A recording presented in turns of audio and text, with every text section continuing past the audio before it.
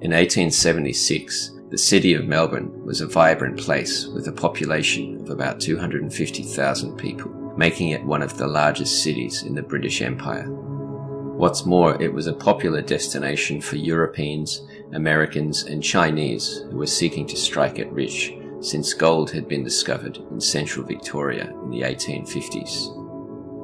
Peter Rooney was born in Melbourne in 1857 to Patrick Rooney, an Irish labourer, and Rose Rooney, who was originally from Berkshire in England. The Rooneys had married in 1847 at St. Francis's Roman Catholic Church. By 1876, Peter was 18 and was one of 5 children to Patrick and Rose, he being the only surviving boy. As was common for the time, 3 of Peter's siblings died in infancy, while he had 4 remaining sisters. As the only male heir remaining, he was his parents' pride and joy, and it was expected he would carry on the Rooney family name. Peter lived with his parents and sisters in Leichhardt Street, a lane off Lonsdale Street. The area was a slum called Little Lon, and was a notorious red light district replete with poverty. Despite this, he worked as an apprentice stonemason in Emerald Hill, what we today refer to as South Melbourne. Peter was a strong swimmer and would sometimes swim at the beach after a hard day's work. The 6th of February 1876 was a Sunday, so while he didn't have work on this day, Peter was still keen to go for a swim at Emerald Hill with his friend Robert Johnson and some other young men. The boys got up very early and arrived at the beach at 6 a.m. Peter and Robert set out to swim straight away and were seen to be swimming from the Emerald Hill jetty to the Emerald Hill Company's baths. They took rest here before Peter jumped off the piles and swam out into deeper waters, while Robert swam in the shallow waters back towards the jetty. What happened next would haunt Robert for the rest of his life. Swimming in the shallows, he managed to reach the jetty before Peter, and just as he climbed up onto the platform, he heard a desperate scream from his mate. "For God's sake, save me!" Looking around, Robert was horrified to see a monster of a shark, 5 meters in length, its enormous jaws clenched onto his friend's left leg. Before Robert had a chance to react, the shark appeared to be dragging Peter further out to sea whilst he struggled against it. Watching these events unfold was a man by the name of James Pritchard, who was riding his horse on the beach. Without thinking, Pritchard rode his horse into the sea in an attempt to rescue Peter from the clutches of the shark. Peter was in about 5 feet of water and was just about to sink beneath the bloody waves when Pritchard, on horseback, grabbed his hand. Pritchard was able to lift Peter out of the water, but not quite onto the horse, and the shark seemed to hesitate for a second due to the presence of the horse. But as Pritchard retreated, Peter dangling awkwardly from the horse with blood pumping from the wound to his left thigh, the shark seemed to get its bearings and swam aggressively towards them. This time it bit at Peter's left calf, to the horror of his friends. The scene was nightmarish, with the colour of the water all around turning red due to being diluted with blood. Pritchard struggled on though, still managing to pull Peter towards the shore. At one point the shark swam in between their position and the shore as if to cut them off. By this stage a small crowd had gathered on the beach, and the combination of their clamouring and the horse's frantic neighing seemed to spook the shark, and it swam out to sea. Peter seemed to be barely conscious, perhaps from shock and blood loss, since he had first yelled out for help. When Pritchard's horse arrived back on the beach, Peter was completely unconscious. They lay him on the sand and rested his head on Robert's knee. The majority of the flesh of his left thigh and calf dangled from the bone, and blood pumped onto the sand. There was nothing the young men could do, and within a few minutes, Peter stopped breathing and died. The next day, an inquest was held at the Black Eagle Hotel on Lonsdale Street. Peter's body had been taken to his mother's house nearby, where the jury could view the body. It was clear from the bite marks that the shark had not taken any of the flesh with it. Nevertheless, the bones of both the thigh and calf were visible. Patrick, Peter's father, spoke first at the inquest, followed by Robert Johnson, and finally James Pritchard. The jury was then satisfied that Peter had died from blood loss, having been bitten by a shark. It seems that Peter's mother, Rose, took Peter's death particularly badly. She slumped into a deep depression after the loss of her only son and died herself within 2 months of his death. The inscription on her gravestone at Melbourne General Cemetery in Carlton North reads, quote, "Erected by Patrick Rooney in memory of his beloved wife Rose, aged 51 years, who died of excessive grief 4 April 1876 through the loss of their son Peter, who was killed by a shark whilst bathing on 6 February 1876, aged 18 years." End quote. Peter's father, Patrick Rooney, would go on to live a very tragic life. Of his 4 remaining children, 2 of them would be dead within 4 years. One would die 12 years later at the age of 35, and the last would die in 1898 at the age of 33.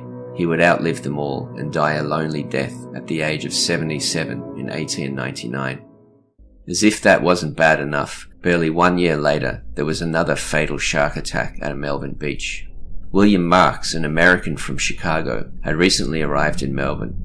He was working as a ferryman on the Yarra River. According to a fellow worker, he was 39 years old, a keen violinist, and a very strong swimmer.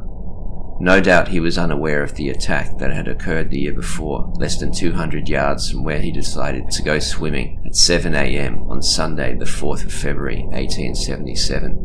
On that day, a man by the name of Dorsey Dossor was bathing in the shallows at Emerald Hill. On walking back to the shore, he observed a man, later to be established as William Marx, taking off his clothes before going for a swim himself.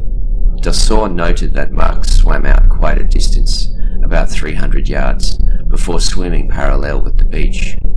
Dossor observed the unfamiliar man swim confidently before he suddenly seemed to jump up or was thrown out of the water.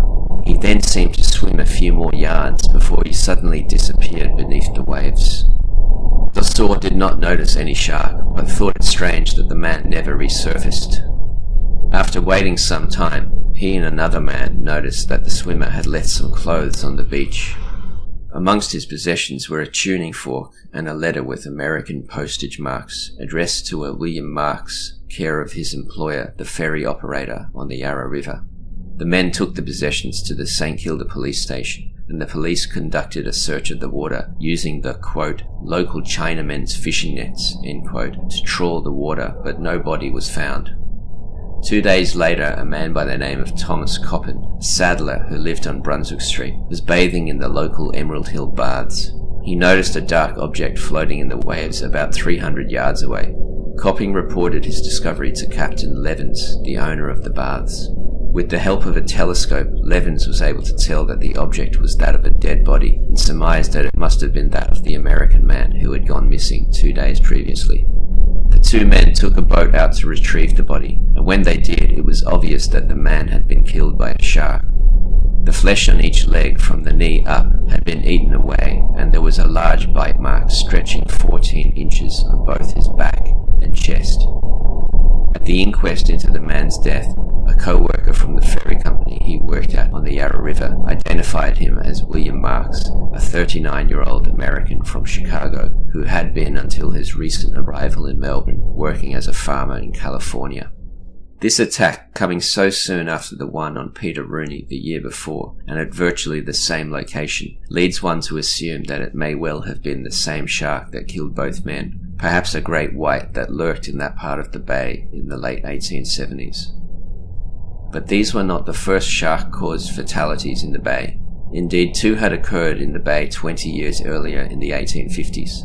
Adolf Bollander was a 21-year-old sailor with the Swedish ship Constance, which arrived in Melbourne on March 10, 1858, having left Leith in Scotland on November 25th the previous year.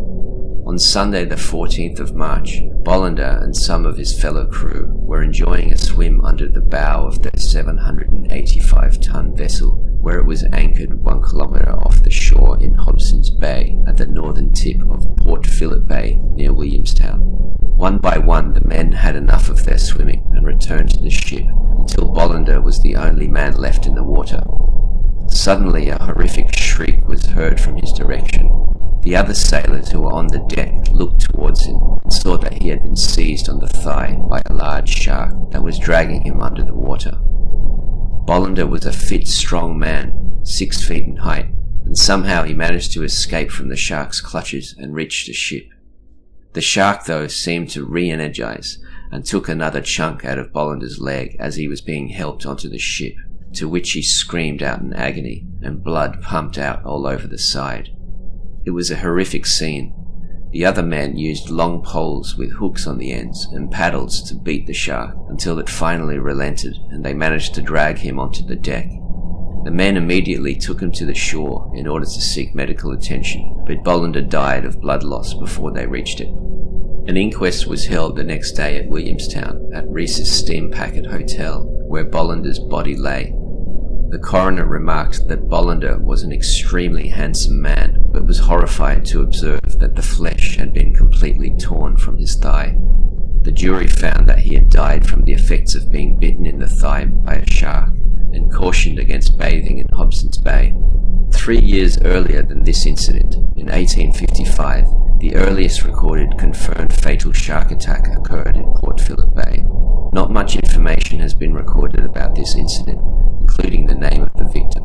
However, there were enough contemporary press reports about it to confirm that it was a verifiable shark attack. It was reported in Sydney's Empire newspaper as follows, quote, "Fatal occurrence. Reported destruction of a bather by a shark. Yesterday afternoon, 2 seamen belonging to the whaling brig Curlew, lying off Towns Wharf, jumped overboard for the purpose of bathing and having a swim. They had not been many minutes in the water when one of them suddenly disappeared and the other rapidly returned to the vessel and reported that his companion had been seized by a shark." End quote. Thus far, we have only reported on fatal shark attacks in Port Phillip Bay that occurred in the 19th century. However, there were a handful that also occurred in the 20th century.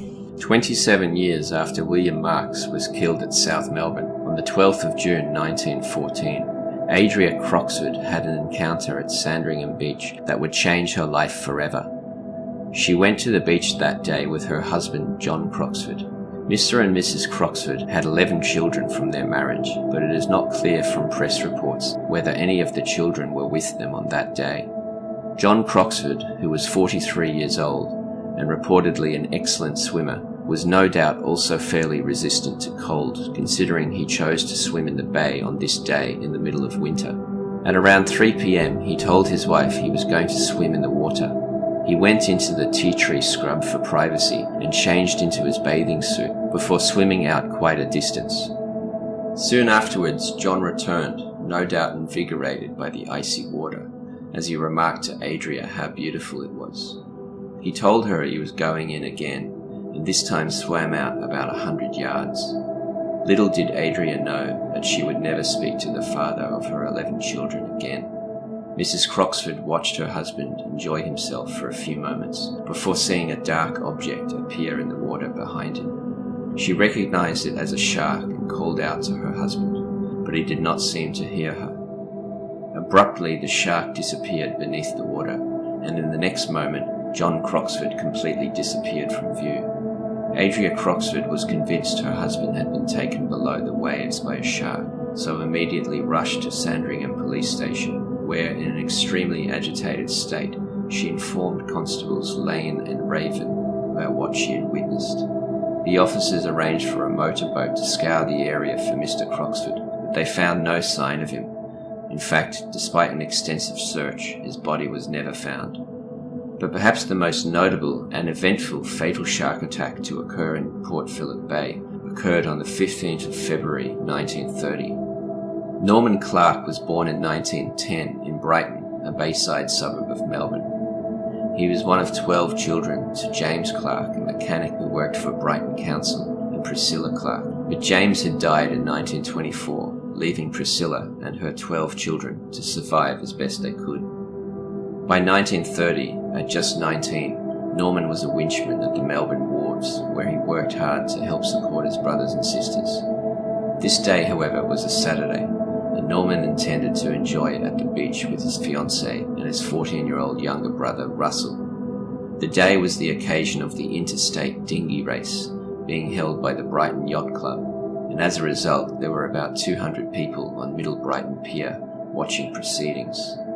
Norman, his girlfriend, and Russell walked down to the end of the pier and sat on the lower level platform, which is almost at the level of the sea. This point of the pier is about 400 metres from the shoreline, and as such the water level is quite deep. While the three were dressed in bathing suits, witnesses described Norman's girlfriend and brother Russell as reluctant to enter the water, as Norman seemed to spend a few minutes trying to goad his two companions to enter with him. Unable to convince them, Norman dived in alone and swam out about 7 or 8 metres before returning to the landing. At this point, he began splashing his girlfriend in order to encourage her to jump in with him, but if anything, it had the opposite effect to what he intended, as she recoiled away from him because of the cold. Norman decided this was not going to ruin his fun though, and dived in again, swimming out some distance. He returned to his companions and treaded water about 3 metres from the platform. He once again asked them to join him, and this time it seemed like his girlfriend had acquiesced to his insistence as she approached the edge where he was. Just before she was about to enter though, Norman seemed to raise one hand in the air while shrieking, "Oh!" before disappearing under the water. The girlfriend at first thought he was playing games, but a few seconds later this was proven wrong when Norman reappeared as he was straddling the nose of a huge great white shark. The shark clearly had a hold of one of Norman's legs, and he was desperately struggling with it, throwing punches in a vain attempt to get the beast to let go. At the same time, there was a huge commotion on the pier as onlookers became aware of the terror unfolding in front of their eyes.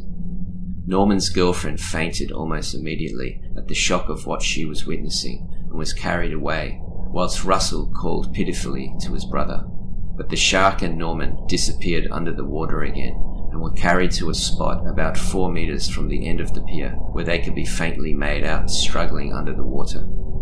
Then Norman resurfaced again. This time blood diluted the water all around, and he seemed to have been weakened by the shark, as he was not throwing as many punches as he had previously. Again he was dragged under and resurfaced in a spot about 10 metres to the southwest corner of the end of the pier. Here he resurfaced a few times, all the time struggling more and more feebly. This went on for about 5 minutes before he was dragged under and wasn't seen again. Throughout this horrifying experience, about 100 people stood transfixed on the pier, watching the horrifying events unfold. News spread down the pier as to what was happening, and swimmers on Brighton Beach soon exited the water, but nobody on the pier attempted to help Norman throughout his ordeal. A few minutes after he last disappeared, news of the incident had finally motivated someone to put 4 motorised boats into the area to search for any sign of his body, but they failed to locate neither Norman nor the shark. Witnesses described the shark as a monster, 4 to 5 metres long. In the weeks following the tragedy, fishermen throughout Port Phillip Bay made extra effort to catch the shark responsible for Norman's death. Dozens of sharks were caught and killed, but none of them were the same monster great white. For decades afterwards, tales of Norman's demise took on an almost mythical quality in Melbourne's pubs and school playgrounds. One apocryphal version of the story, which seems to have gotten quite widespread traction, was the tale of Norman Clarke, the kid who jumped off Brighton Pier straight into the jaws of a great white shark. Of all the incidents detailed in this podcast, it was definitely the one that captured the imagination of Melbourneites more than any other. For some reason, his death lived on in memories far longer than any other shark attack. This is despite the fact that just 6 years later, there was another fatality in Melbourne's Bay. Early in the morning on the 30th of November 1936, Charles Frederick Swann, a crippled 46-year-old World War I veteran who had taken a bullet to the knee in battle, decided to go fishing for snapper in a small dinghy about 6 kilometres off the coast of Mordialloc. Concerns were raised when he failed to return and one of the oars and the back seat to his dinghy washed up on the beach at 3 p.m. The oars were recognised by a friend of his named George Anstey, who had lent them to Swann 2 weeks previously. That night, Anstey and some of Swann's other friends from Parkdale began to search for him on the bay in a large motor launch, but did not find him. The next day, an RAAF seaplane was sent out to try to find him, and at 11 a.m. it spotted his waterlogged dinghy.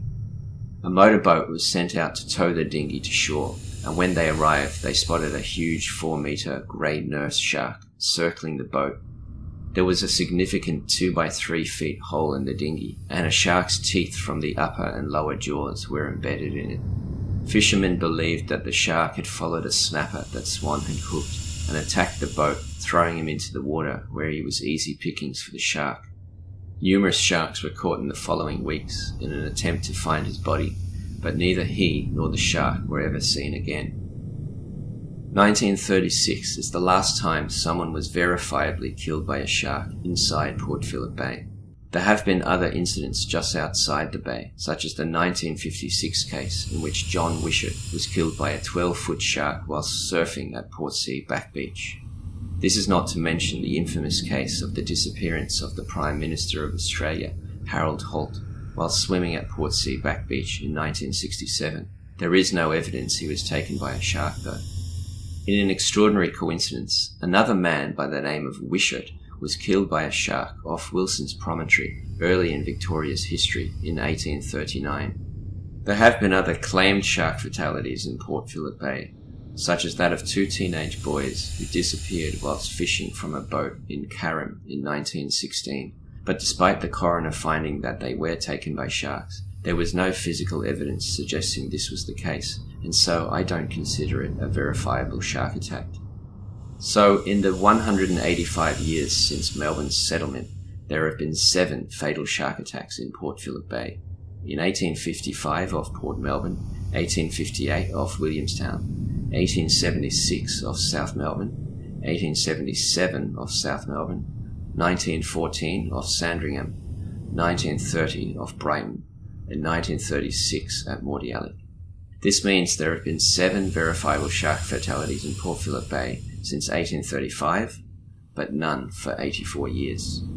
I suspect this may have something to do with the large number of large sharks that were purposely baited and killed right throughout the 20th century, particularly in the wake of these attacks. There simply may be fewer large sharks in the bay now than there were in the early days of the settlement. Large sharks are rarely sighted in the bay, but they still are occasionally. In 2009, a huge 5-metre great white shark was photographed by 2 fishermen 7 kilometres off the coast of Altona. So while rare, it is clear that they do occasionally frequent the waters of the bay.